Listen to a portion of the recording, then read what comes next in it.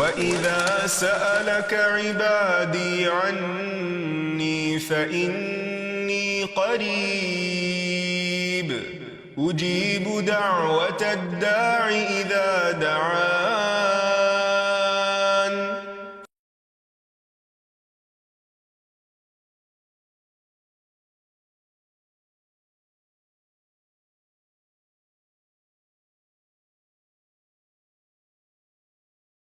نحمده ونصلي على رسوله الكريم اما بعد فاعوذ بالله من الشيطان الرجيم بسم الله الرحمن الرحيم رب اشرح لي صدري ويسر لي امري واحلل عقدة من لساني يفقهوا قولي. السلام علیکم ورحمۃ اللہ وبرکاتہ. ناظرین، پروگرام دعا کیجیے کے ساتھ آپ کی خدمت میں حاضر ہیں. آج ہم انشاءاللہ ازواج اور اولاد کے لیے کی جانے والی دعاؤں کے بارے میں بات کریں گے کہ قرآن و سنت میں ہمیں اس بارے میں کیا رہنمائی ملتی ہے. دعا ایسی چیز ہے جو انسان کی تقدیر کو بدل دیتی ہے. عام طور پر ہم اپنے خاندانی زندگی میں، گھریلو زندگی میں جب پریشان ہوتے ہیں تو ہم سمجھتے ہیں کہ شاید یہ مشکلات زندگی کا حصہ ہیں اور ان میں کبھی کوئی تبدیلی نہیں ہو سکتی.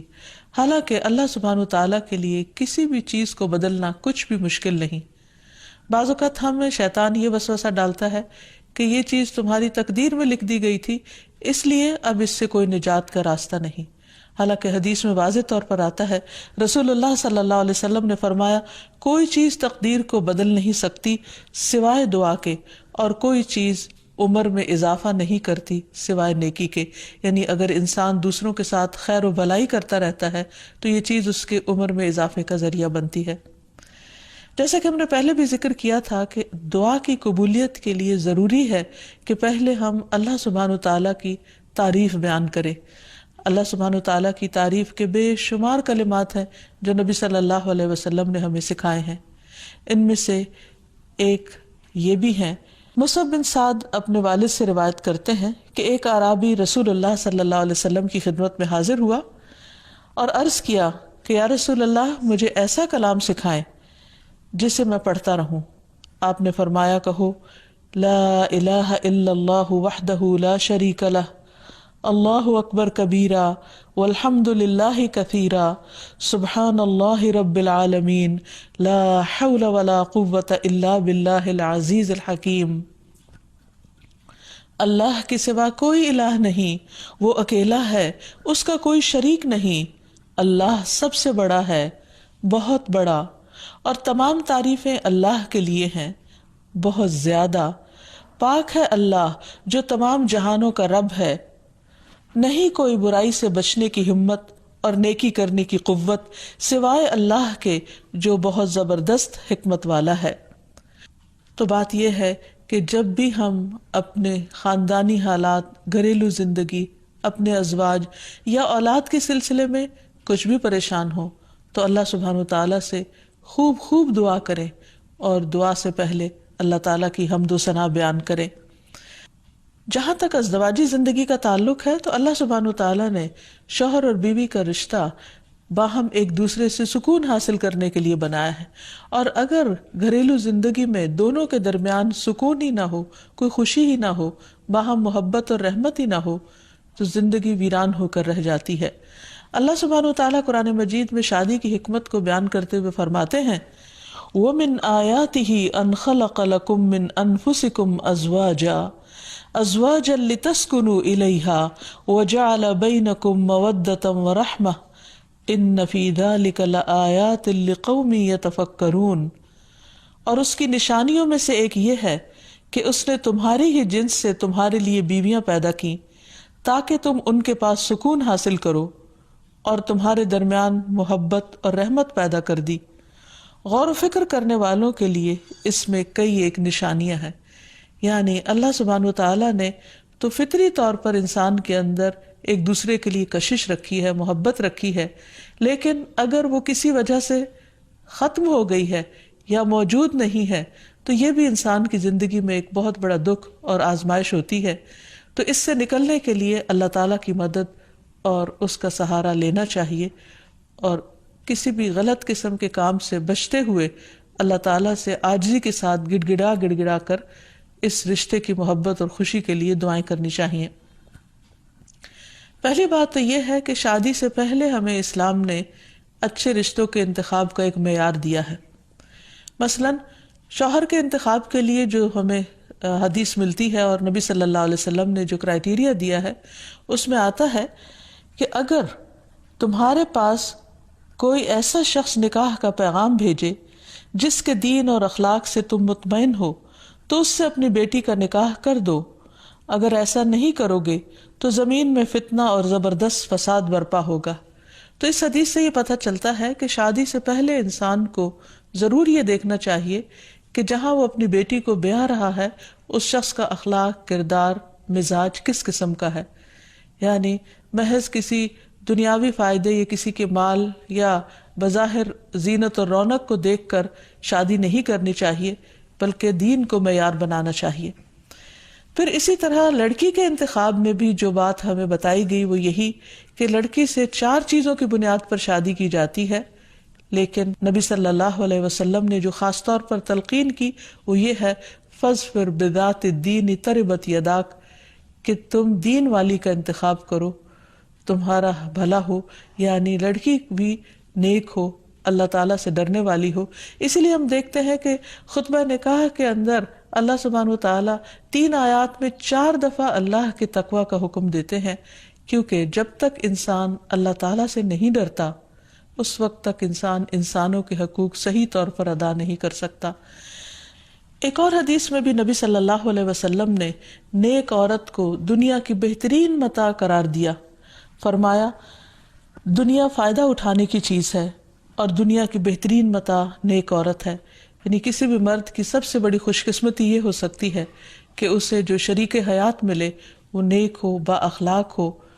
اور خاندان کو بنانے والی ہو، رشتہ داریوں کو جوڑ کر رکھنے والی ہو۔ لہٰذا اس سلسلے میں اگر ہم نکاح سے پہلے ہی اللہ سبحانہ و تعالیٰ کے احکامات کو مد نظر رکھیں تو بہت سے مسائل سے بچ سکتے ہیں۔ رشتے کے انتخاب کے بعد نکاح کرنے سے پہلے استخارہ کرنے کا بھی حکم دیا گیا۔ استخارہ دراصل کیا ہے کہ انسان اللہ تعالیٰ سے خیر مانگتا ہے کہ یا رب اگر اس جوڑ میں بھلائی ہے، خیر و برکت ہے تو اس کام کو ہمارے لیے آسان کر دے، اور اگر خیر و بھلائی کہیں اور ہے تو ہماری رہنمائی اس طرف کر دے۔ استخارے کی باقاعدہ دعا نبی صلی اللہ علیہ وسلم نے سکھائی ہے، اور صحابہ کہتے ہیں کہ آپ ہمیں قرآن کی سورت کی طرح یہ دعا سکھایا کرتے تھے۔ ہمیں بھی اس دعا کو یاد کر لینا چاہیے، نہ صرف یہ کہ شادی اور نکاح بلکہ دیگر مواقع پر بھی جب انسان زندگی میں کوئی اہم فیصلے کرنے جا رہا ہو تو اس دعا کو ضرور پڑھ لے۔ پھر یہ کہ نکاح ہونے کے بعد بھی انسان خواہ بظاہر حالات درست بھی کیوں نہ ہوں، باہم ایک دوسرے کے ساتھ محبت اور ایک دوسرے کی خیر و بھلائی کی دعائیں مانگتا رہے۔ اس سلسلے میں جو ہمیں ایک بہترین دعا قرآن مجید میں سکھائی گئی ہے وہ ہے ربنا هب لنا من ازواجنا وذریاتنا قرۃ اعین واجعلنا للمتقین اماما۔ اے ہمارے رب، ہمیں ہماری بیویوں اور اولادوں سے آنکھوں کی ٹھنڈک عطا فرما اور ہمیں متقین کا امام بنا۔ یعنی ہماری جو آئندہ نسل ہو یا جو ہماری آئندہ جنریشنز ہو وہ نیک ہوں، خدا خوفی رکھنے والی ہوں، اور یہ کہ ہمیں اپنے ازواج سے اور اولاد سے آنکھوں کی ٹھنڈک دے، یعنی خوشی عطا کر کے ہم جب ان کو دیکھیں اور ان کی زندگی میں ان کو پھلتا پھولتا دیکھیں اور خوش دیکھیں تو ان کی خوشیوں سے ہمیں خوشیاں نصیب فرما۔ اسی طرح رسول اللہ صلی اللہ علیہ وسلم نے ایک اور دعا بھی سکھائی ہے کہ جس میں برے ساتھی اور ایسے شوہر یا ایسی بیوی سے پناہ مانگی گئی ہے کہ جو انسان کو وقت سے پہلے بوڑھا کر دیں۔ حدیث میں آتا ہے اللہم انی اعوذ بک من جار السوء ومن زوج تشیبنی قبل المشیب۔ اے اللہ، میں تیری پناہ طلب کرتا ہوں برے پڑوسی سے اور ایسے ساتھی سے جو مجھے بڑھاپے سے پہلے بوڑھا کر دے، یعنی اس کے بد اخلاقی اور اس کے برے کردار یا اس کی طرف سے ملنے والی اذیتوں سے انسان اپنی صحت کو کھو دے یا اس کی جان کو روگ لگ جائے، تو ایسے صورت میں بھی دعا سکھائی گئی ہے اور اس کو پڑھتے رہنا چاہیے، کیونکہ شیطان کا سب سے پسندیدہ کام یہی ہے کہ وہ شوہر اور بیوی کے درمیان اختلاف پیدا کرے اور ان دونوں کو باہم ایک دوسرے سے جدا کرے یا ایک دوسرے کے لیے باعث اذیت بنا دے۔ ایک انسان کے پاس اگر دنیا بھر کی دولت بھی ہو اور اگر وہ انتہائی کامیاب انسان ہو، لیکن اس کے گھر میں سکون نہ ہو، اس کے گھر میں خوشی نہ ہو، یا جو سب سے قریبی ساتھی ہے اس کے ساتھ اس کی نہ بنتی ہو، تو انسان کے لیے ایک بہت بڑی آزمائش ہے۔ تو اس لیے انسان کو ہمیشہ چوکنا رہنا چاہیے انسانی شیطانوں سے بھی اور جناتی شیطانوں سے بھی، کہ وہ اس رشتے کے اندر کسی قسم کا کوئی خلل پیدا کریں۔ اسی طرح ازواج کے علاوہ اولاد کے لیے بھی ہمیں قرآن و سنت میں دعائیں سکھائی گئی ہیں اور ان کا بھی اہتمام کرنا چاہیے۔ انسان اپنی زندگی میں اپنی بہترین کمائی اپنی اولاد ہی کو سمجھتا ہے، اور انسان اپنی زندگی کا بہترین سرمایہ اپنی اولاد پر خرچ کرتا ہے، اور اپنے بعد بھی ان کے لیے ہر طرح کی راحتیں اور نعمتیں چھوڑ کر جانا چاہتا ہے۔ لیکن اگر اولاد نیک ہو تو وہ والدین کے لیے صدقہ جاریہ بھی بنتی ہے، اور والدین کے خون پسینے کی کمائی کو ان کی زندگی میں اور ان کی زندگی کے بعد بہترین جگہوں پر استعمال کرتی ہے۔ لیکن اگر اولاد بگڑی ہوئی ہو تو زندگی میں بھی انسان کے لیے اذیت اور عذاب ہے، اور بعد میں بھی اس کے مال کو ضائع کرنے والی ہوتی ہے اور اس کے لیے بدنامی کا سبب بنتی ہے۔ اس لیے خصوصی طور پر اولاد کے لیے دعائیں کرتے رہنا چاہیے۔ نبی صلی اللہ علیہ وسلم نے فرمایا 3 قسم کے لوگوں کی دعائیں قبول ہوتی ہیں اور ان کی قبولیت میں کوئی شک و شبہ نہیں: مظلوم کی دعا، مسافر کی دعا، اور والد کی دعا اپنی اولاد کے لیے۔ یعنی جب باپ اپنے بچوں کے لیے دعا کرتا ہے تو وہ دعا بھی قبول ہوتی ہے۔ اسی طرح نبی صلی اللہ علیہ وسلم نے اس بات سے بھی منع کیا کہ کوئی اپنی اولاد کے خلاف دعا کرے یا اس کو بد دعا دے، کیونکہ وہ بھی قبول ہو جاتی ہے اور پھر انسان کے لیے پریشانی کا باعث بنتی ہے۔ اس سلسلے میں نبی صلی اللہ علیہ وسلم نے فرمایا اپنی اولاد کو بد دعا نہ دو، ایسا نہ ہو کہ وہ اللہ کی طرف سے قبولیت کی گھڑی ہو اور وہ تمہارے لیے قبول کر لے، اور اگر انسان کی ایسی دعا قبول ہو جائے تو پھر انسان کے لیے سخت پریشانی کا باعث ہو سکتی ہے یہ بات۔ پھر اسی طرح یہ ہے کہ اگر کسی کی اولاد نہ ہو تو اس کے لیے بھی دعا سکھائی گئی ہے، اور وہ دعا ابراہیم علیہ السلام کی دعا ہے، جس میں وہ کہتے ہیں رب ہب لی من الصالحین، اے میرے رب مجھے نیک اولاد عطا فرما، صالح لوگوں میں سے عطا فرما۔ فبشرناہ بغلام حلیم، تو ہم نے اسے ایک بردبار بیٹے کی بشارت دی، یعنی اللہ سبحانہ وتعالیٰ نے ان کی دعا سن لی، اور یہ دعا بہت عرصے کے بعد سنی گئی تھی لیکن بہرحال سن لی گئی۔ ابراہیم علیہ السلام اللہ کے دوست تھے اور مستجاب الدعوات تھے، ان کی دعائیں قبول ہوتی تھی۔ لیکن یہاں یہ بات بھی پتہ چلتی ہے کہ دعا کی قبولیت کا مطلب یہ نہیں کہ جس وقت انسان منہ سے کوئی بات نکالے اسی وقت پوری ہو جائے۔ اس کی پورے ہونے میں بعض اوقات کئی سال گزر سکتے ہیں، جیسے ہم دیکھتے ہیں یوسف علیہ السلام کے واقعے میں، ابراہیم علیہ السلام اور دیگر پیغمبروں کے سلسلے میں۔ اور پھر ہم اس بارے میں یہ بھی دیکھتے ہیں کہ جس طرح ابراہیم علیہ السلام کی دعائیں قبول ہوئی تو انہوں نے اپنے رب کا اس پر شکر بھی ادا کیا اور فرمایا الحمد للہ الذی وہب لی علی الکبر اسماعیل و اسحاق ان ربی لسمیع الدعاء، کہ اللہ کا شکر ہے جس نے مجھے بڑھاپے میں اسماعیل اور اسحاق جیسی اولاد دی، بلا شبہ میرا پروردگار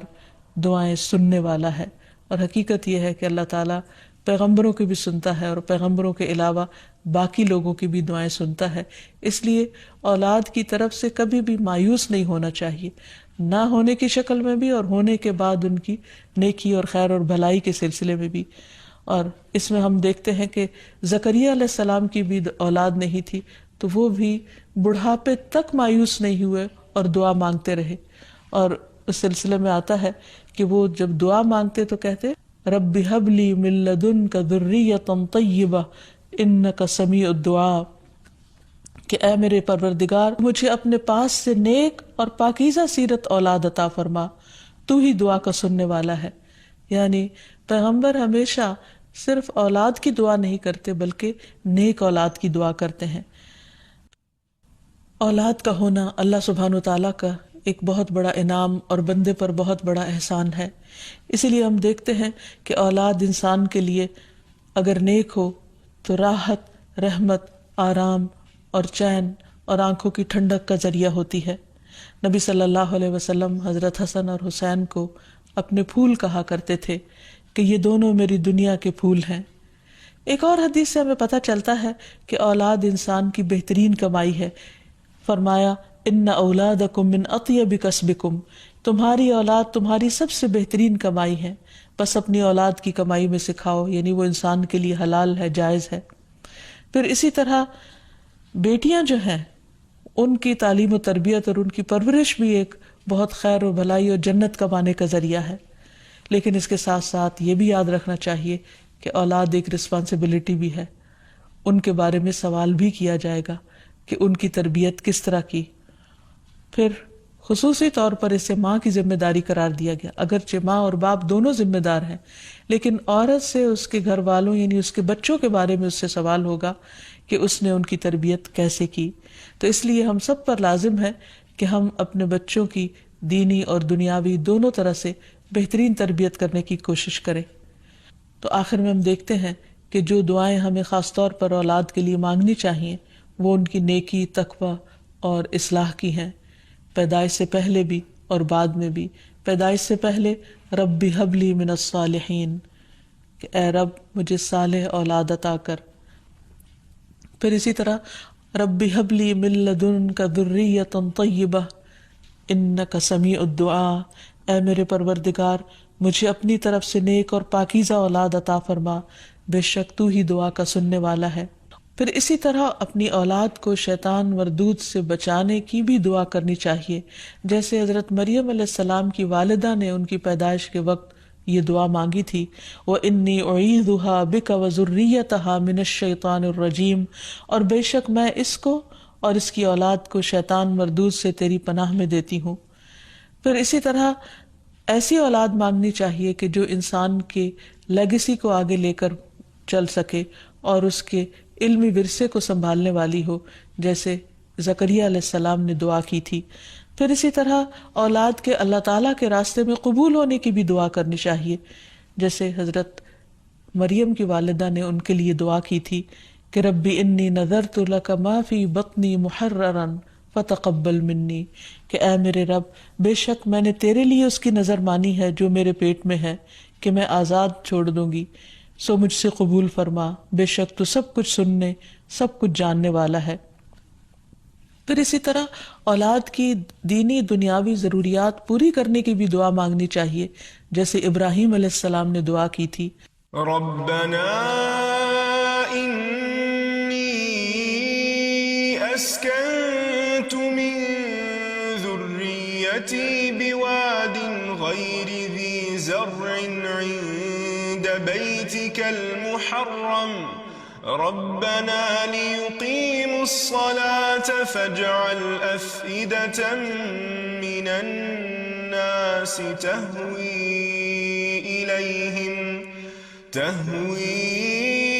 إليهم وارزقهم من الثمرات لعلهم يشكرون۔ اے ہمارے پروردگار میں نے اپنی اولاد کے ایک حصے کو تیرے قابل احترام گھر کے پاس ایسے میدان میں لا بسایا جہاں کوئی کھیتی نہیں، تاکہ وہ نماز قائم کریں۔ پروردگار بعض لوگوں کے دلوں کو ان کی طرف مائل کر دے، انہیں کھانے کو پھل مہیا فرما، توقع ہے کہ یہ شکر گزار رہیں گے۔ اسی طرح ابراہیم علیہ السلام نے اپنی اولاد کے کھانے میں برکت کی دعا کی، اللہم بارک لہم فی اللحم والماء، اے اللہ ان کے گوشت اور پانی میں برکت نازل فرما۔ پھر اسی طرح اولاد کی فرما برداری کی بھی دعا کرنی چاہیے، ربنا وجعلنا مسلمین لک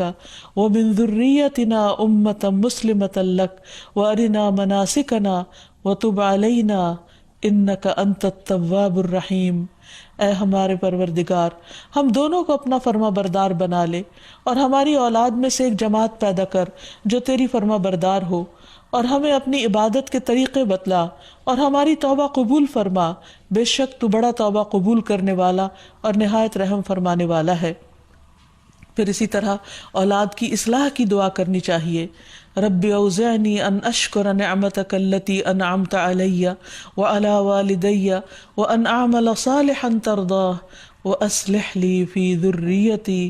انی تبت الیک وانی من المسلمین۔ اے میرے پروردگار مجھے توفیق دے کہ میں تیرے اس احسان کا شکر ادا کروں جو تو نے مجھ پر اور میرے والدین پر کیا، اور یہ بھی کہ میں ایسے اچھے عمل کروں جو تجھے پسند ہو، اور میری خاطر میری اولاد کی اصلاح کر، میں تیرے حضور توبہ کرتا ہوں اور بلا شبہ میں فرما بردار ہوں۔ اسی طرح اولاد کے نماز قائم کرنے کی دعا کرنی چاہیے۔ رب اجعلنی مقیم الصلاۃ ومن ذریتی ربنا وتقبل دعا، اے میرے رب مجھے بھی اور میری اولاد کو بھی نماز قائم رکھنے والا بنا، پروردگار میری یہ دعا قبول فرما۔ اسی طرح اولاد کے شرک سے بچنے کی دعا کرنی چاہیے۔ وَجْنُبْنِي وَبَنِيَّ أَن نَعْبُدَ الْأَصْنَامَ، اور مجھے بھی اور میری اولاد کو بھی اس بات سے بچائے رکھنا کہ ہم بتوں کی عبادت کریں۔ پھر اسی طرح اولاد کی خرابیوں سے، پریشانی سے بچنے کی دعا بھی کرنی چاہیے، جیسے نبی صلی اللہ علیہ وسلم نے دعا سکھائی کہ وَمِن وَلَدٍ يَكُونُ عَلَيَّ رَبًّا، کہ ایسی اولاد سے مجھے بچائے یا رب جو میری آقا بن بیٹھے۔ پھر اسی طرح دوسروں کی اولاد اور دوسروں کے بچوں کے لیے بھی دعا کرنی چاہیے، کیونکہ انسان جب اپنے لیے خیر چاہتا ہے تو وہ خیر دوسرے کے لیے بھی پسند کرنی چاہیے، اور جب دوسرے کے لیے دعا کرے گا تو وہ خیر اس کی طرف لوٹے گی جو کسی کے لیے بھلا چاہے گا۔ اور اس کے لیے ہم دیکھتے ہیں کہ نبی صلی اللہ علیہ وسلم نے حضرت انس کے لیے خصوصی طور پر دعا کی تھی ان کی والدہ کی فرمائش پر، اللہم اکثر مالہ وولدہ، اے اللہ اس کے مال اور اولاد میں کثرت کر۔ اور ہم دیکھتے ہیں کہ حضرت انس رضی اللہ تعالیٰ عنہ کے حق میں نبی صلی اللہ علیہ وسلم کی یہ دعا قبول ہو گئی۔ تو اللہ تعالیٰ سے دعا ہے کہ وہ ہمیں اپنے ازواج اور اولاد میں آنکھوں کی ٹھنڈک نصیب کرے، اور یہ دعائیں ہمیں سکھا دے تاکہ ہم اپنی اولاد کی دنیا اور آخرت کی بھلائیاں مانگتے رہیں اور اللہ کی رحمت سے کبھی بھی مایوس نہ ہوں۔ وآخر دعوانا ان الحمد للہ رب العالمین۔ السلام علیکم ورحمۃ اللہ وبرکاتہ۔ لم أكن بدعائك رب شقيا